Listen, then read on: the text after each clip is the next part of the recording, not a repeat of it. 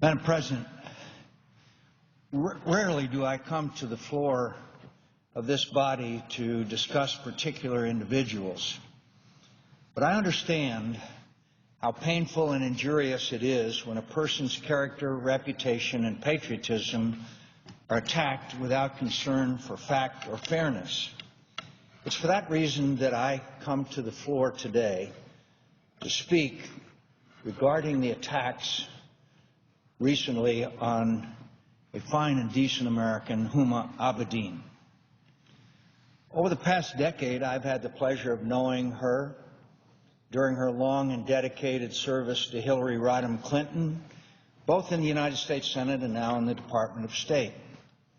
I know Huma to be an intelligent, upstanding, hardworking, and loyal servant of our country and our government, who has devoted countless days of her life to advancing the ideals of the nation she loves and looking after its most precious interests.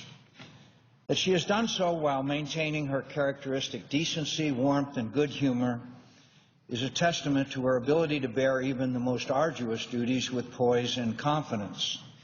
Put simply, Huma Abedin represents what is best about America, the daughter of immigrants, who has risen to the highest levels of our government on the basis of her substantial personal merit and her abiding commitment to the American ideals that she embodies. I am proud to know her, and I am proud, even maybe with some presumption, to call her my friend. Recently, it has been alleged that Huma Abedin, a Muslim American, is part of a nefarious conspiracy to harm the United States by unduly influencing U.S. foreign policy at the Department of State in favor of the Muslim Brotherhood and other Islamist causes. On June 13th, 5 members of Congress wrote to the Deputy Inspector General of the Department of State demanding that he begin an investigation into the possibility that Huma Abedin and other American officials are using their influence to promote the cause of Muslim Brotherhood within the U.S. government. The information offered to support these serious allegations is based on a report, quote, "The Muslim Brotherhood in America," which is produced by the Center for Security Policy. And I'd like to point out, I have worked with the Center for Security Policy. Its friend ahead of it is a longtime friend of mine. But still, this report is scurrilous. To say that the accusations made in both documents are not substantiated by the evidence they offer is to be overly polite and diplomatic about it. It is far better and more accurate to talk straight. These allegations about Huma Abedin and the report from which they are drawn are nothing less than an unwarranted and unfounded attack on an honorable citizen, a dedicated American, and a loyal public servant. The letter alleges that 3 members of Huma's family are, quote, connected to Muslim Brotherhood operatives and/or organizations. Never mind that one of these individuals, Huma's father, passed away 2 decades ago. The letter and the report offer not one instance of an action, a decision, or a public position that Huma has taken while at the State Department or as a member of then Senator Clinton's staff that would lend credence to the charge that she is promoting anti-American activities within our government. Nor does either document offer any evidence of a direct impact that Huma may have had on one of the U.S. policies with which the authors of the letter and the producers of the report find fault.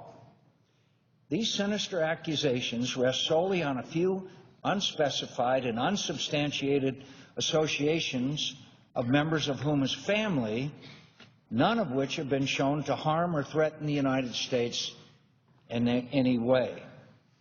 These attacks have no logic, no basis, and no merit, and they need to stop. They need to stop now.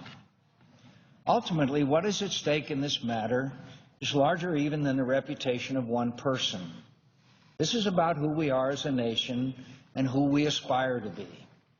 What makes America exceptional among the countries of the world is that we are bound together as citizens not by blood or class, not by sect or ethnicity, but by a set of enduring, universal, and equal rights that are the foundations of our Constitution, our laws, our citizenry, and our identity.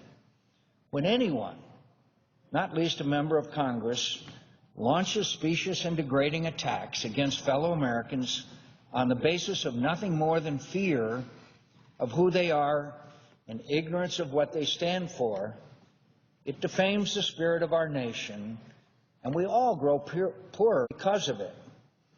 Our reputations, our character, are the only things we leave behind when we depart this earth. And unjust acts that malign the good name of a decent and honorable person is not only wrong, it is contrary to everything we hold dear as Americans. Some years ago, I had the pleasure, along with my friend, Senator from South Carolina, Lindsey Graham, of traveling overseas with our colleague, then Senator Hillary Clinton.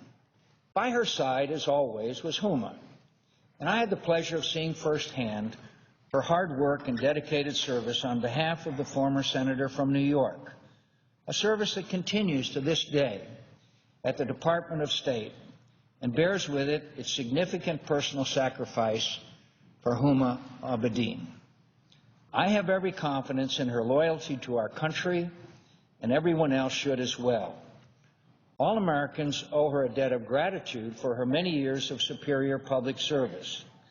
I hope these ugly and unfortunate attacks on her can be immediately brought to an end and put behind us before any further damage is done to a woman, an American of genuine patriotism and love of country.